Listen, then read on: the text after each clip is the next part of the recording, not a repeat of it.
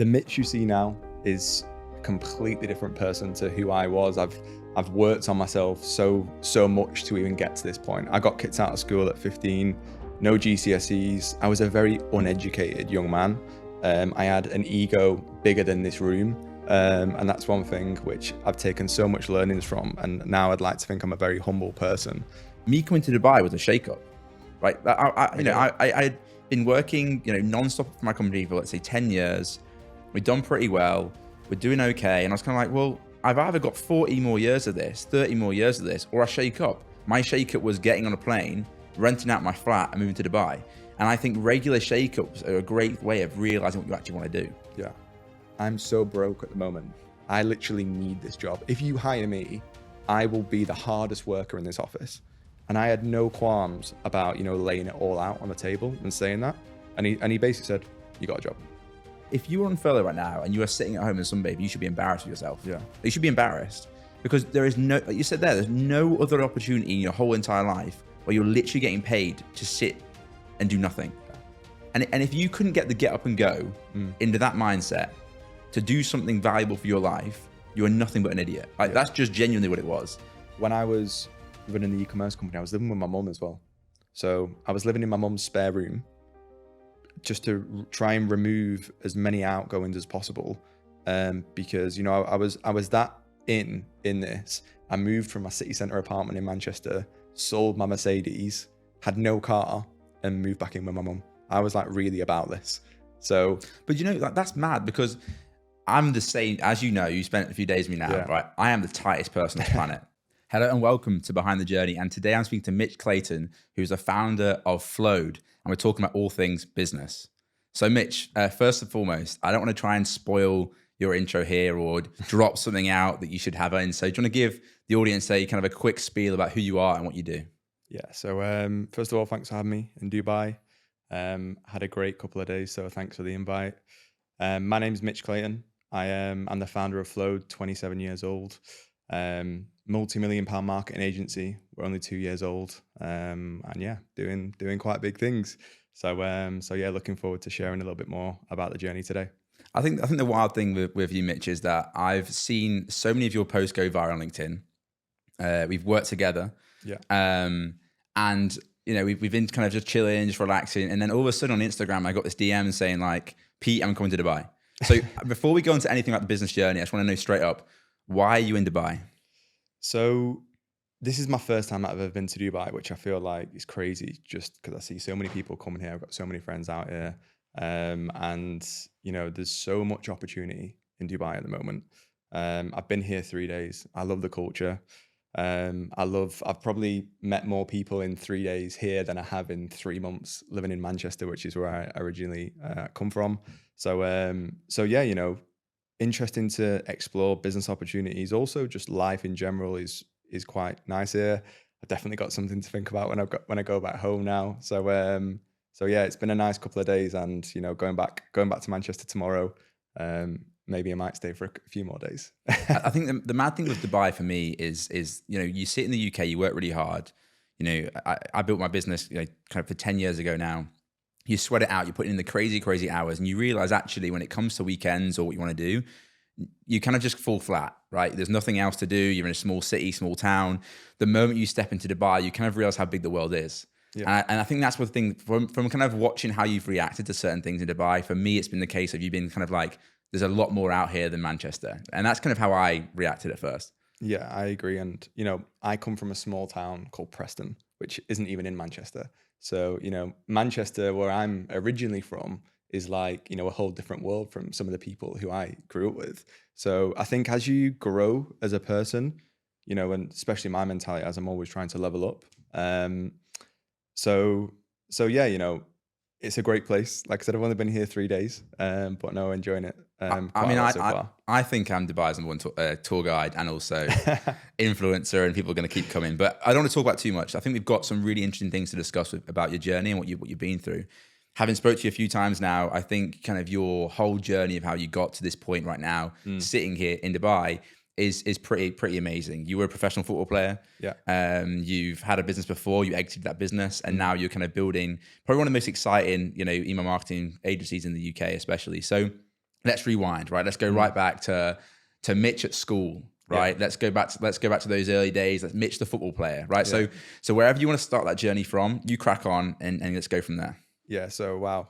Um, the Mitch you see now is a completely different person to who I was. I've worked on myself so much to even get to this point. I got kicked out of school at 15, no GCSEs. I was a very uneducated young man. I had an ego bigger than this room. And that's one thing which I've taken so much learnings from. And now I'd like to think I'm a very humble person. But to go back to the early days, so I played professional academy football from basically 8 years old, which is, that's where the best football players when they're young get scouted from the big teams like Manchester United, Bolton, Blackburn, whatever the Premier League clubs at the time. And I was basically in the academy system from like 8 years old. So when when kids at 8 years old was, going home, doing the homework, I was going playing football. I always had like a really set, rigid routine.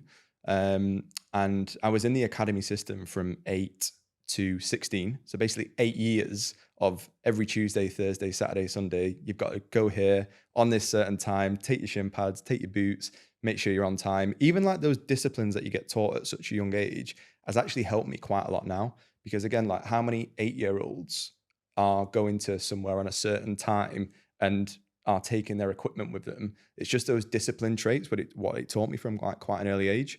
But what it also gave me is it gave me a huge ego because I thought I was better than everyone else. I got to leave school early on certain days because if I'm out of training or a football game, I basically got like a green pass. So what that gave me is like, it gave me a bit of an ego to say, look, I'm better than you guys. I can leave school early. You can't do that. And that like stayed with me for quite a few years. As I got older, so I was 18, 19 playing I got a scholarship at Blackpool, which is where I was in and around the first team, with players who were earning, multi-millions, big personalities. And then all of a sudden you're thinking, okay, I'm going to be the guy here. This is me. I'm set for life. And then I got released.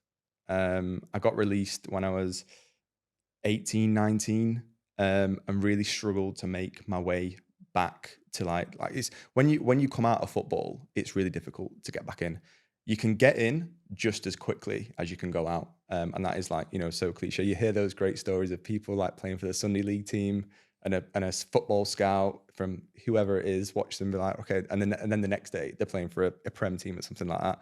It can work like that on the other end as well. So, you can be in the game for 10 years to 15 years, and then you can be out of contract. And then, you're finding it difficult and you need money, you need to survive. I was 19. I've got a dad that wouldn't give me 2 weeks without earning money. So he was like, you got to go. If you're not going to be a footballer, I know a bricklayer who will take you on as an apprentice. And that's basically what I did. So, I left football at 19. To be honest, by the time I've actually left football, I was actually quite relieved. It was just so intense from such an early age. And that was probably one of the reasons why I don't think I made it.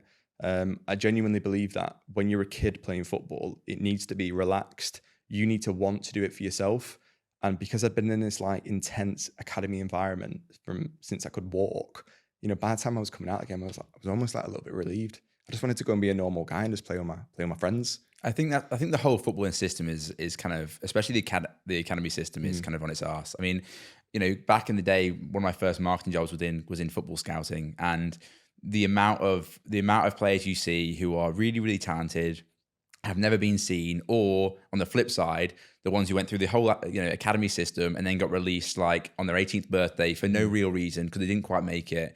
And you've got all of these young players who build their whole life thinking they're going to make it, to be let down right at the end. And most of the time, let's be real, very similar to your situation, they've got no qualifications to back them up, they've got no other career lined up, and they're pretty much falling down the wayside. And there's no sort of structure where these clubs are supporting players to move on past that point. So I think what you're talking about there is hugely common, right? Really, really common in the footballing world. But I guess what happens next is really, really crucial, right? Because you can sit there and kind of, try and go into one of the other academies in Spain and try and make it a second way, or you can try and break through a scouting network like we did. But the reality is for most people, if you're released at 18, it is game over. Like Yeah. you almost have to look back and be like, now I'm a Saturday league player. I'm playing on Mm. weekends. I've now got to get a job. So let's talk about kind of how you then transition then from thinking you're going to make it to making some decent money. Yeah. So I think for me as well, my mentality was I'm either going to play in the Prem or I'm not going to play at all. Yeah. I didn't have any interest in going playing Sunday League. I just didn't love football enough to do that. I was either going to be, the best in the game or I'm just not going to do it. And that was one of the reasons why I decided to retire at 19 versus trying to continue playing football. And that was probably one of the best decisions that I made, because I've got friends now, and I'm not, and they might love football. They might love football a lot more than me. But I've got friends now. I got out at an early age, and I had a chance to go and gather, go and learn something new. But I see people now dropping out at maybe 26, 27, 28. It's a lot difficult then. Do you know what I mean? You might have a wife and kids, you might have a girlfriend, you might have a house. Thankfully, I was living at my parents' house. So, even though I had a pretty strict dad, he's not gonna throw me out on my ass just because I didn't pay rent one month.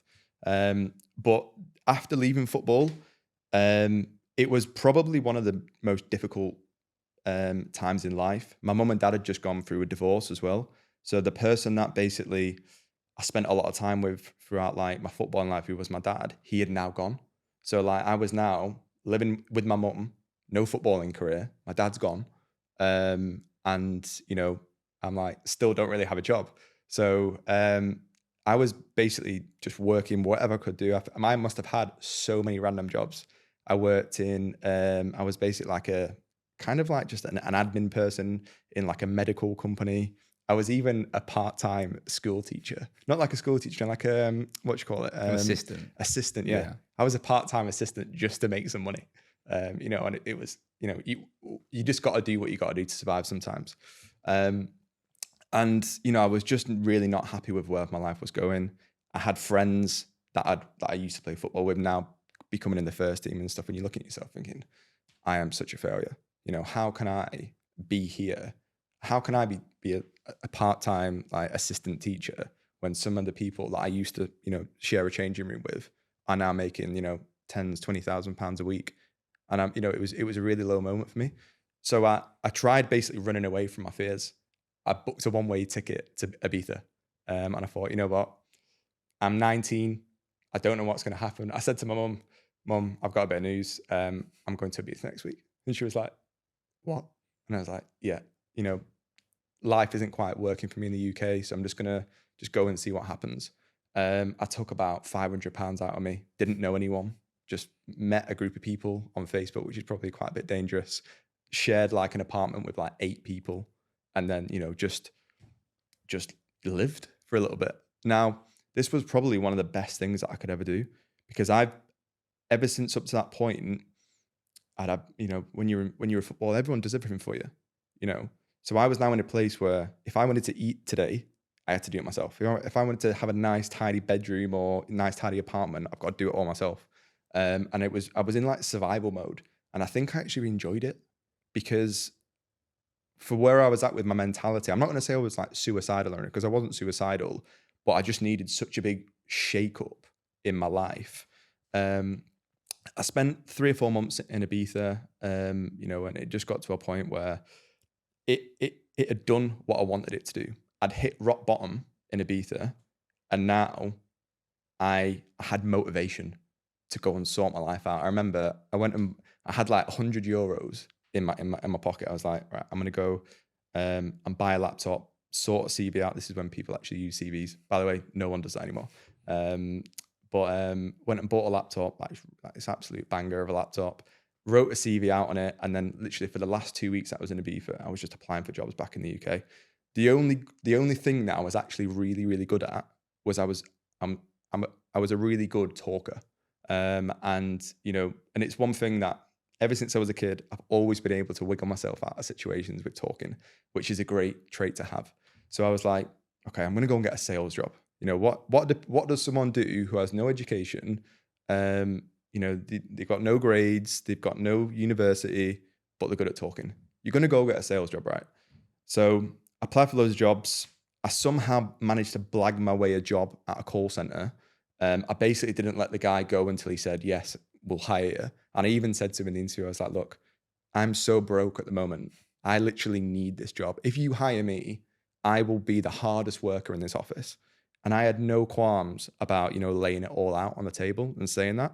And he basically said, you got a job. And that was a changing point in my life, because now I had a job. I had a bit of direction with where I was going with my career again. And I've been massively humbled, because don't forget, it was only a year ago I was a footballer.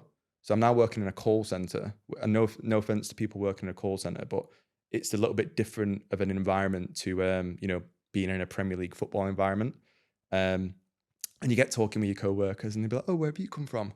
I've come from a Premier League football club. Why are you here then? And I got that every day. So I think one of the things for me, and you look at it there, and you've shaken up your whole life, right? And I think even people who are doing okay, living a good life, still occasionally need to shake up, right? I mean, I see friends there. You look at them and they're in the same relationship they've been in for a long time. You can tell he's not quite happy, she's not quite happy. They've got a house together. They've got an average sort of job. They're going through the motions. And I would never say it to them, because it's not your place. But you need to shake up, bro. You need to shake up. You need to give something another go. You want to try something different, change your career, because otherwise you've got 60 years of this. I say this all the time to my mates. Like, if you're in your job right now and you're not happy with it, you have 50 years of that, like 50 years. So I think I'm a huge believer in regular shakeups. Me coming to Dubai was a shakeup, right? I had been working, nonstop for my company for, let's say, 10 years. We'd done pretty well. We're doing okay. And I was kind of like, well, I've either got 40 more years of this, 30 more years of this, or I shake up. My shake up was getting on a plane, renting out my flat and moving to Dubai. And I think regular shakeups are a great way of realizing what you actually want to do. Yeah. So, right. So you've shaken your life up. You've got the call center.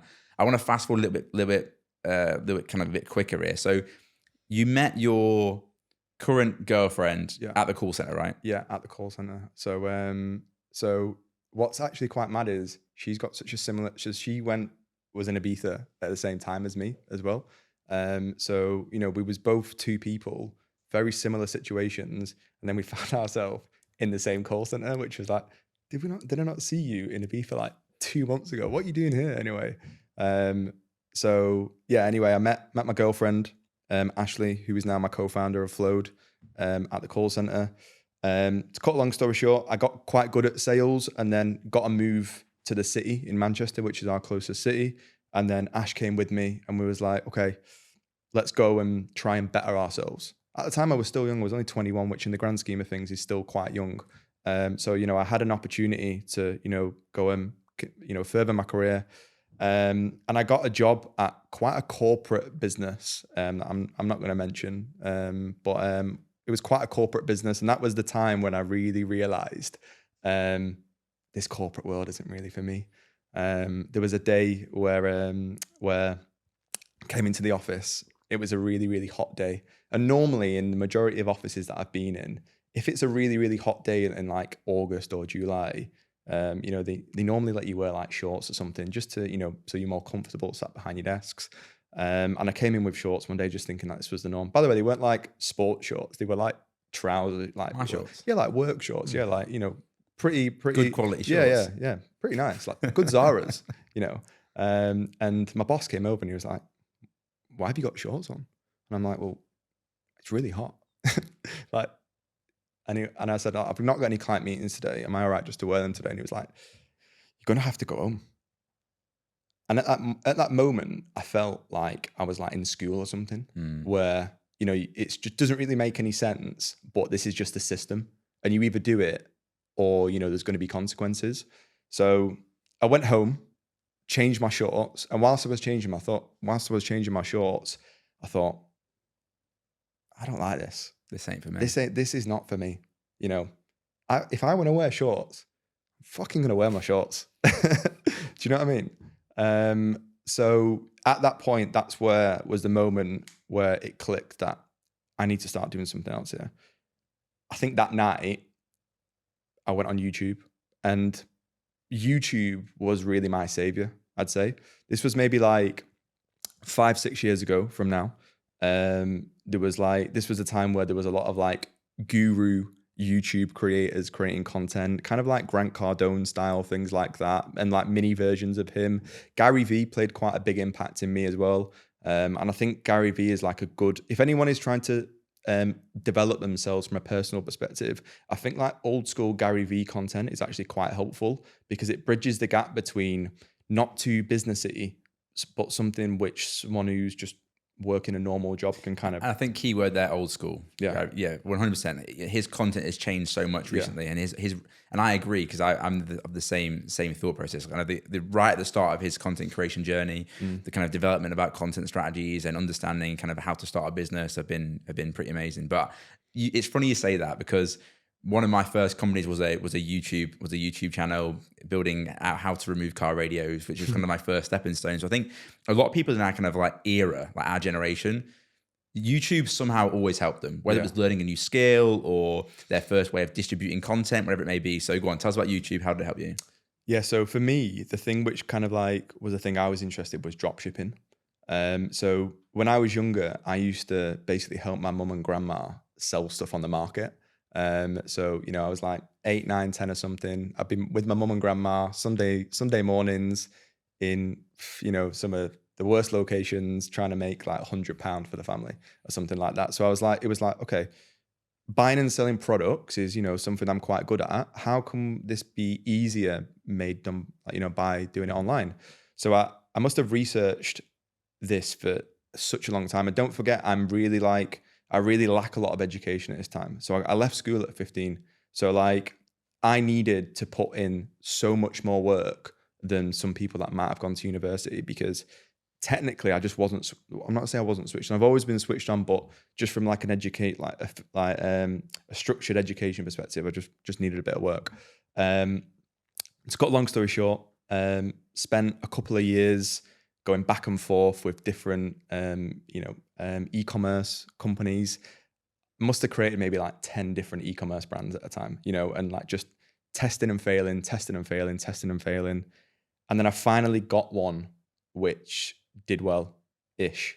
Well, he exited it, so, you know, it did okay. Now, at this time, I'd moved on from the corporate job and I got myself a job which, because at this time I knew I'm not going to be in this corporate ladder. I was already set. I'm 100% doing something from the side. I need an easy job. I need a job that's going to pay me, that is going to require the least amount of effort. So whenever I can do, I've got that spare time to go and work on my business. Because one of the hardest things, and it's still to this day, is trying to build.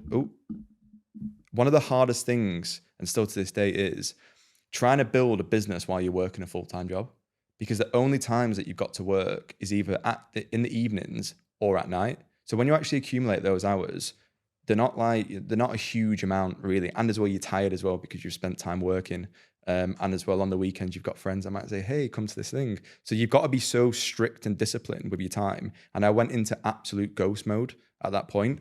What was very, very helpful for me, and even this was obviously a bad thing that happened in the world, was COVID. COVID massively benefited me. 2 months before COVID started, I started a jewellery brand. And the jewellery brand was the one that had serious legs of actually being successful. Now, 2 months into the jewellery brand, we started getting some sales and I was thinking, okay, this could actually do. I'm still working a job, but you know, there's a bit of money coming in like per month. I'm like halfway from like matching my monthly salary. I'm thinking, starting to get a bit excited. And then COVID hits. And then I get put on furlough.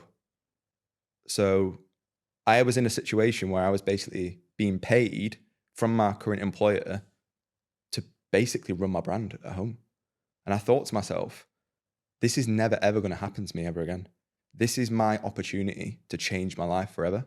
And if I don't grab this opportunity with both hands, it's probably going to be the biggest mistake I ever make. Do you know what the maddest thing is about the whole furlough thing? Is I remember when furlough was a big thing in the UK, you'd go on Instagram and you could see who was furloughed and they'd be sunbathing in their garden. And the UK had great weather for that whole like period, right? It was outstanding. Amazing. Like people would be getting burnt because they were sunbathing so much at home. And I always remember, I think I said it on the podcast as well. I was like, I cannot, if you were on furlough right now and you are sitting at home in sunbathing, you should be embarrassed with yourself. Yeah. You should be embarrassed because there is no, like you said there, there's no other opportunity in your whole entire life where you're literally getting paid to sit and do nothing. Yeah. And if you couldn't get the get up and go into that mindset to do something valuable for your life, you are nothing but an idiot. Like that's just genuinely what it was. So I'm glad you weren't. Thank you. So yeah, me and Ash had a conversation with each other. I remember it. It was almost like a bit emotional because we've been trying to change our lives for like the last 12 months, 24 months whilst working jobs. And we knew how difficult it was. And like I said, it was at the start was one of the hardest things, but we said, look, if we look at ourselves at the end of this furlough period and say, look, we've given it absolutely everything. We've worked day and night and, we can't have any regrets. We come to the end of the furlough. We're not just making our salaries, we're making triple our salaries. So when the call come from my manager to say, hey, Mitch, good news. We're all going back to the office. I was like, thanks, but no thanks. Now that 3 months felt like 12 months because day and night, and don't forget, I don't have a marketing degree. So everything I was doing was just self-taught. How I actually made it happen from a financial perspective, I took a huge risk. I got an Amex card. Now I started the business with no money whatsoever. Like the only money I ever had to invest in the business was like £300 or £400 per month that I basically just saved on top of my wage after all my bills had gone. So it's not a crazy amount of money. Now in the e-commerce game, you've obviously got to spend money on ads. You've got to spend money on influencers. You've got to, spend, there's a few outgoings. Now I really backed myself that much.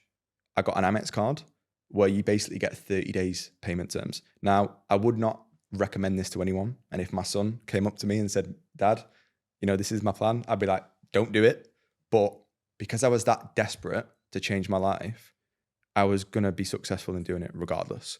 So yeah, it was basically a case of I'm going to spend some money on the Amex. I've got 30 days to pay it back and get sales back. And then hopefully at the end of that month, we've made some money, which, we did do. Again, to cut a long story short, that brand did £300,000 in year one from 2 people that don't know what they're doing with no money, but just with a hunger and a will just to not be defeated. And that's something I'm really proud of because, how I've got here to this day is by dragging myself here. You know what I mean? No handouts over here. And I'm very proud of that. So you had the e-com business. It got to a good place pretty quickly. How did you jump from e-com to email marketing? Like you've not moved to paid media, you've not moved to social ads, you've moved to email marketing. So talk to me how you go from, because most people in that space would go, let's grow this to be a bigger brand, or let's launch another e-com business, or if you want to go agency route, let's launch a paid media agency. How do you go from there to kind of email marketing? Yeah. So one of how I looked at the e-commerce company was almost like a marketing degree for me, because I was the person building the website, running the ads, doing the email campaigns, running the influencer campaigns. So I was exposed to every aspect of marketing, but doing it for yourself. And when you do something for yourself, you're thinking about these things day and night. So the level of creativity is just different versus if you're doing it for someone else's brand. So what I learned from doing that brand is I really love marketing, and I had such a passion for the marketing side. I hated the product side. Honestly, that was like my work. Like those things, Ash worked on those things, but I was like, the person that was really driving the marketing. Now, because of my sales experience, I always knew, and I used to use email when I was a salesperson. And when I was in the e-commerce game, I wasn't able to put any of my real strengths, which are sales, to the test. And I think if you're a business owner, you should always use the tools that you get given.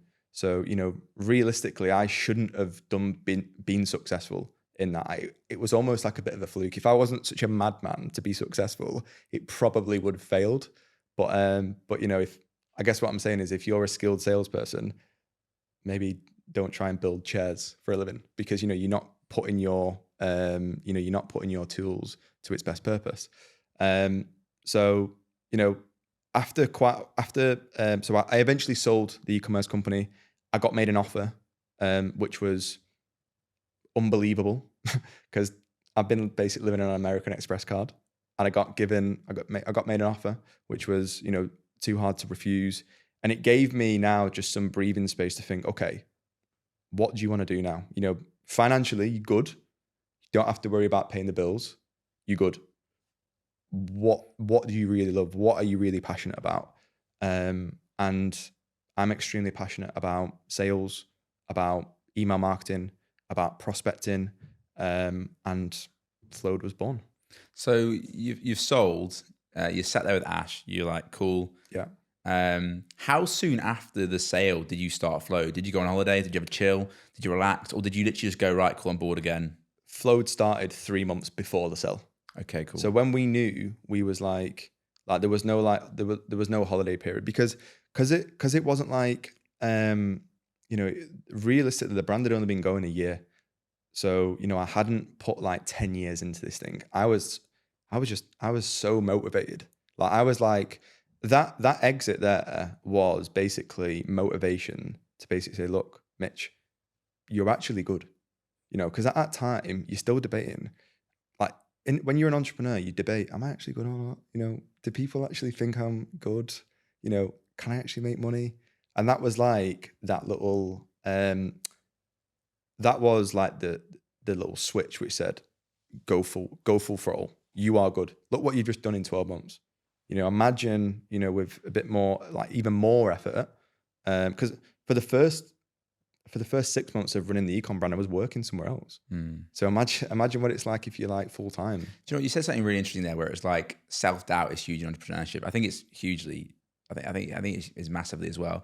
I think that's part of the reason why probably myself and Brad start so many things. It's probably why we've got so many different companies, because you kind of, the first one, cool, maybe it was fluke.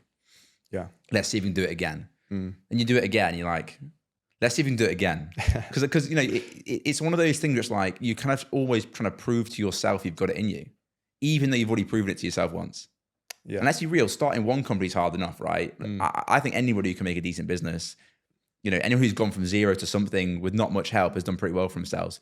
But to do it again is, you're in the very small percentages at that point. Yeah. I had so much energy at this point as well. I was just being fed on life.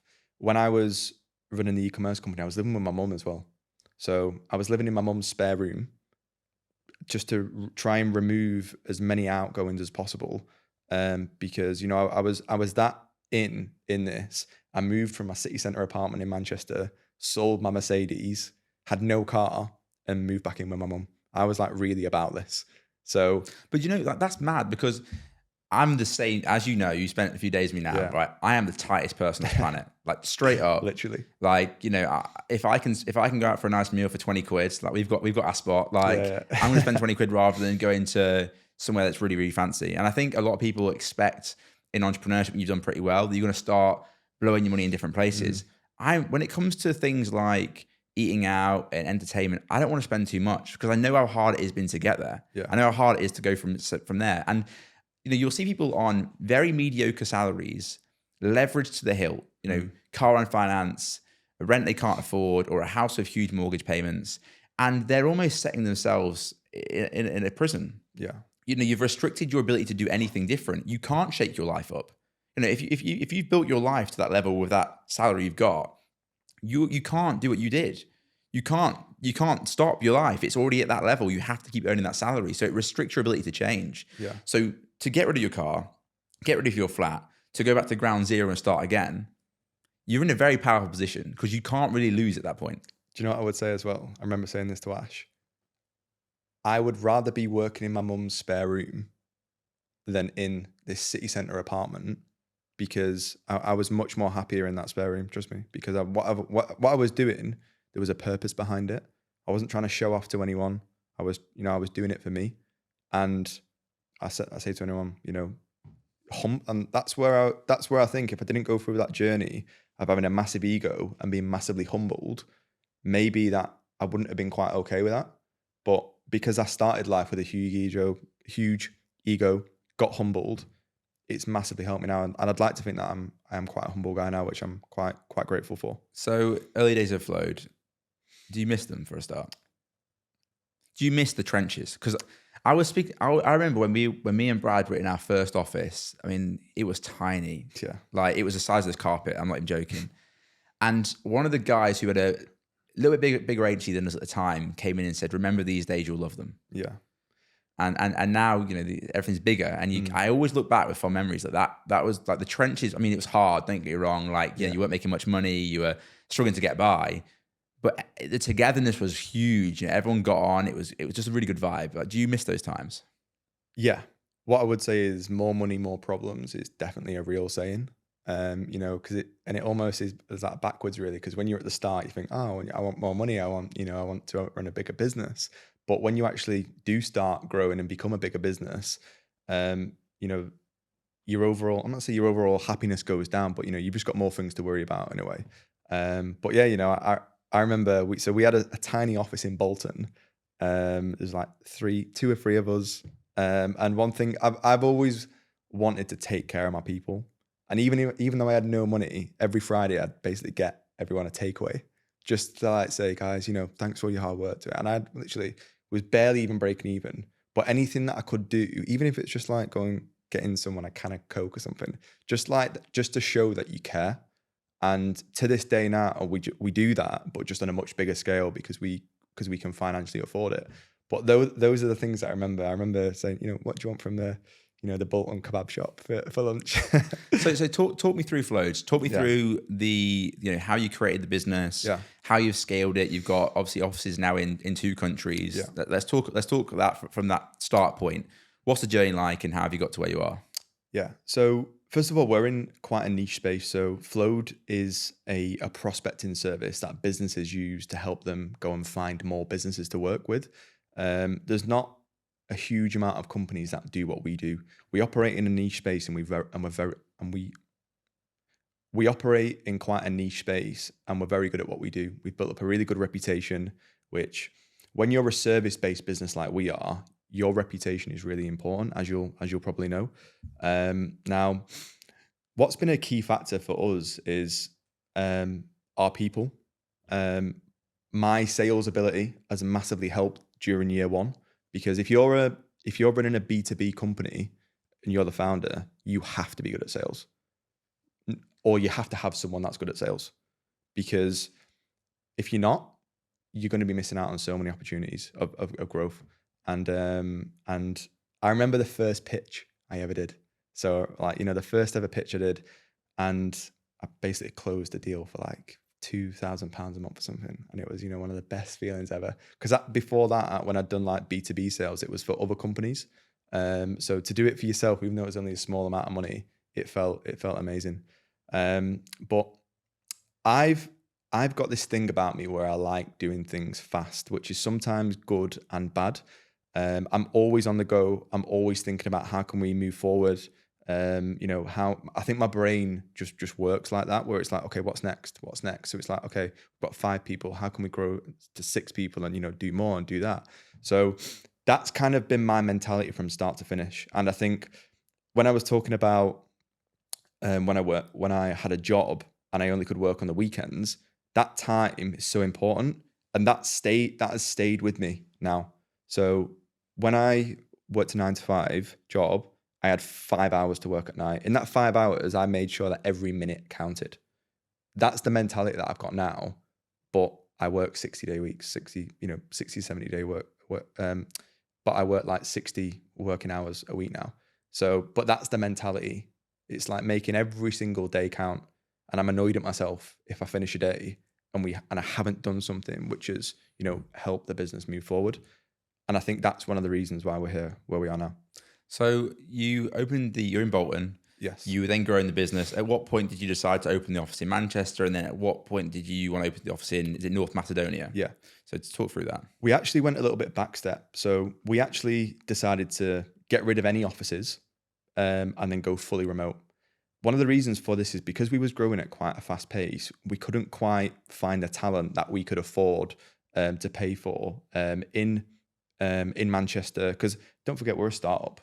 We don't have, a lot of money, so we going remote, it allowed us to hire people in London. It allowed us to hire people in, in so many different areas of the UK and the world. So it just opened up the possibilities for scale so much more. So we went basically remote for like a year. We built the team to maybe like 12 fully remote at this time. And now we're almost like, I'm not going to say a serious business, but we've got something. We've got a good client base. We've got a team who, are dedicated, who enjoy their work. This is like a real business, that makes millions of pounds. So then we started to think about things, and it was like, I think we're going to need an office, because even though the remote model worked for us, being fully remote makes life difficult in some situations, i.e. training, i.e. people's fulfillment from work. I'm not, if you've ever tried this, but training remotely is very difficult. And I'm a big believer in a hybrid model is the way to go. I'm not a believer in remote, fully remote work. I don't think it's the way forward. And we've done it. We've lived it. So this isn't something that I just think, that's not going to work. We've tried it. So yeah, that was one of the reasons why we decided to get the offices. So yeah, I'm not going to say took a step backwards by going remote, but we did. If we wasn't remote to start with, it wouldn't have been as easy to get off the ground, because with a service-based business, you need a team to, service clients. And if you can't service clients, you're never going to grow.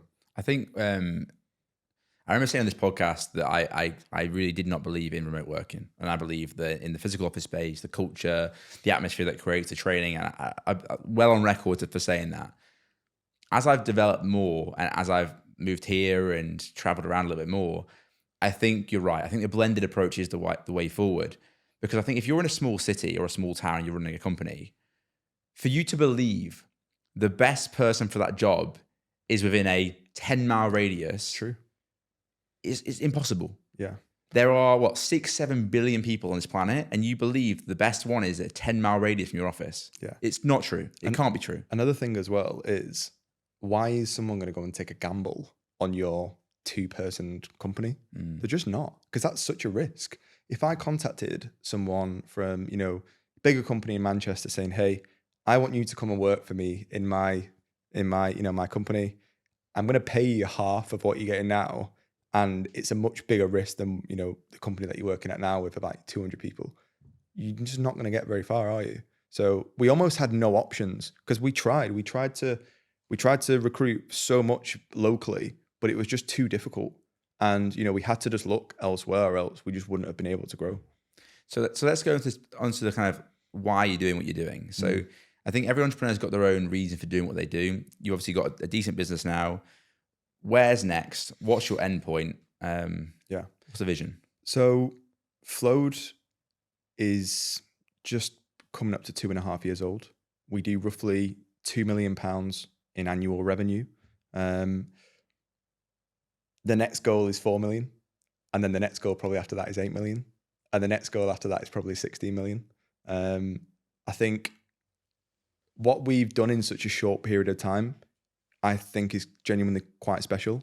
We've had, even though the money that I exited my first company with, I didn't put any of that into Flowed. It was completely bootstrapped. I've never put a penny into Flowed.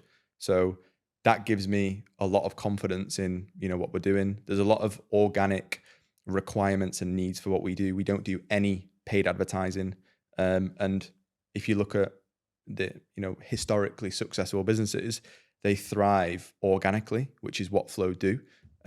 So yeah, the next 12 months for us is head down. We've just won a deal with one of the largest companies in the UK, if not the world, which we're extremely proud of and grateful for. I would say that we're punching above our weight at the minute, which we love. We feel like we're in a, we're in a David and Goliath war with some of the biggest companies in our sector, and we love that. We love that we're the small guys and we've got so much room to grow. We've got such a loyal team also, which I'm also super proud of. I'm really glad that me and Ash have been able to rub off on some of our team and develop them, not just as business people, but develop them as humans. That's another thing which is really important to me. When you are such a people first business like we are, people need to enjoy who they spend time with. And that's another thing which is really important to me. So when we hire, you could be the best person in the room from a skills perspective, but if you're not right culturally, it's just not going to work. And especially when you've got a relatively small team, so we've got a team of 22 at the moment. If there's one person in that room which just is a little bit unaligned, not that they're a bad person, but maybe they just got different interests, different goals. If they will stick out like a sore thumb. So that's up to me to make sure that we hire people that are aligned. And yeah, I'm looking forward to it. I've got a big fire in my belly at the moment. I've probably never been as happy than I have at the moment, and I've probably never worked as hard than I am at the moment. But that doesn't mean work's a bad thing. I think work's a good thing because work has allowed me to change my life, to change my family's life, and hopefully can change some of my staff's life as well. You mentioned their culture. I think, one of my biggest mistakes I've done kind of developing as an entrepreneur is not getting rid of negative office culture in terms of employees that were creating it, and almost allowing the better employees with the toxicity to remain when they should have gone. Because what I've noticed kind of when those people are removed, everything just feels better, works better, everyone's happier, but you're kind of blinded by their ability sometimes. Yeah. And it's especially when you're in a startup where, cash is limited, time is limited, you want the best people for the job at the best salary you can get. Your decision making is blurred because of that person's ability. So I completely agree on that. In terms of, you mentioned that you're obviously working with Ash. You've been through the ups and downs. How is it working with your girlfriend? What's it actually like? Because I genuinely would never do it. Yeah. Like straight up, me and Brad do everything together. He's my right hand man. But in terms of working with like my girlfriend, never in a million years am I doing that. Yeah. Do you know what I would say as well? So me and Ash have got a very unique journey. We basically met when we were in a call center. So we basically met when we was like working in a way. So being together in work is almost everything that we've known in a way. And again, like we're two kids from Preston who come from nothing, So for us, I feel like we're just achieving our life goals together, which is like a beautiful feeling. Now, in terms of how does it work, like logistically, like day to days, the first year was very hard, like because you don't know which role the next person plays. How it started to get easier when there's definitive roles on what someone does. Now it's almost like you and Brad, it's very clear which roles you play. And if you didn't know, it would be, it'd cause headaches. So we play very different roles. We're extremely different people. I'm like a million miles an hour, not a lot of attention to detail. Tell me where I need to be on what day, when to say, and I'll be there. Whereas Ash is a lot, more slowed down, very attention to detail driven. We'll make sure we're everywhere on time. We'll make sure, everything looks how it needs to be. Two completely different characters. Now, what I would say is our competitive advantage is even on like the weekends when work's ended, we're discussing future plans about how the business can level up. So it almost just doesn't really switch off. Now, again, some people might think that, or, is that enjoyable because you're just talking about work? But we're talking about changing our life and improving our life. So again, like work's not a bad thing. And I did a post on LinkedIn about this a few weeks ago about how we're brainwashed to think work is bad and like life is good. Whereas if you flip it, some people's lives are bad. And when they go to work, that might be like a bit of happiness that they have. So, that's like my mentality. My work and life to me is all rolled into one. I love Monday mornings, probably my favorite day of the week. And I also love the weekends as well. So it's tricky working with your partner, but one thing that I would say is if you are choosing a business partner, the number one trait which you should look for is trust. That is the number one trait that you should look for. And there's one thing about me and Ash, I trust it with my life. I think you've pretty much said everything there, mate, that needs to be said. But before we wrap up, is there anything else you want to say to the podcast? No, I think first of all, thanks for having me on. It was really enjoyable, and I must say, so me and you have been kind of working together for maybe like on and off for about a year or something like that. I remember the first time that I met you was quite interesting, and I've been genuinely inspired by you as well as a person. And I think I struggle to meet people a similar age to me that I can connect with. There's not a lot of 28-year-olds running multi-million-pound companies, so it's a little bit difficult to find people. And I'm glad that we've kept in contact. And this is what I would say to other people as well. If you are, like us, who, there's not a lot of people you can relate to, try and connect with business people, like try and connect with your clients, ask them how their days are rather than just talking about work. And you never know, you might be in Dubai in a podcast studio. Pleasure, man. Thanks for coming. No problem. Thank you Thank for you. having me.